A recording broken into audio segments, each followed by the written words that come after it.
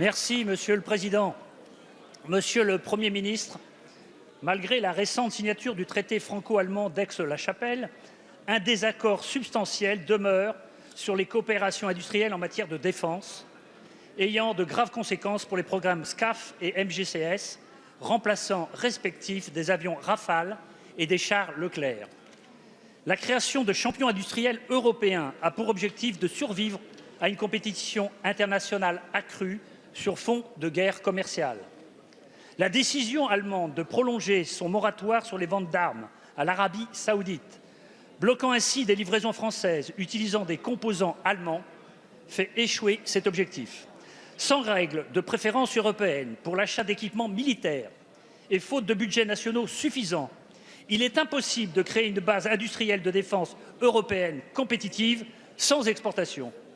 Il serait inacceptable que le Parti socialiste, très minoritaire au Bundestag, soit le responsable de l'échec de programmes industriels français, mettant en péril des dizaines de milliers d'emplois qualifiés sur notre sol. En l'état, le rapprochement entre Paris et Berlin n'est pas gagnant-gagnant, il est gagnant-allemand. Monsieur le Premier ministre, pouvez-vous nous détailler la feuille de route concernant la négociation d'un seuil en deçà duquel aucun blocage d'exportation ne pourra avoir lieu et si ce seuil sera suffisant pour assurer la pérennité des programmes SCAF et MGCS?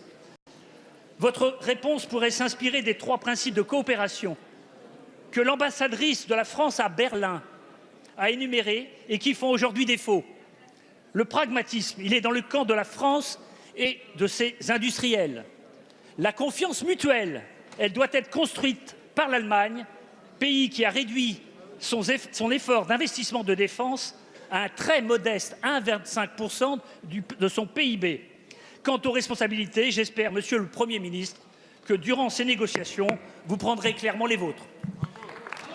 Merci, Monsieur le député. La parole est à Monsieur Jean-Baptiste Lemoyne, secrétaire d'État auprès du ministre de l'Europe et des Affaires étrangères. Merci beaucoup, Monsieur le Président, Mesdames et Messieurs les députés, Monsieur le député Claude de Ganay.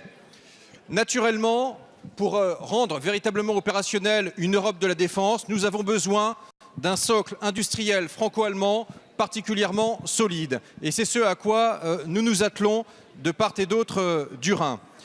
Alors, maintenant, vous l'avez vu, cette construction, cette conception commune en matière de défense, eh bien, elle est un peu à l'image de l'Europe. Elle s'est construite petit pas par petit pas. Dès 1963, dans le traité de l'Élysée, signé par le général de Gaulle et M. Adenauer, figurait cette notion de conception commune. 25 ans plus tard, un protocole additionnel a permis de le renforcer. Puis est née la brigade franco-allemande, puis est né l'Eurocorps.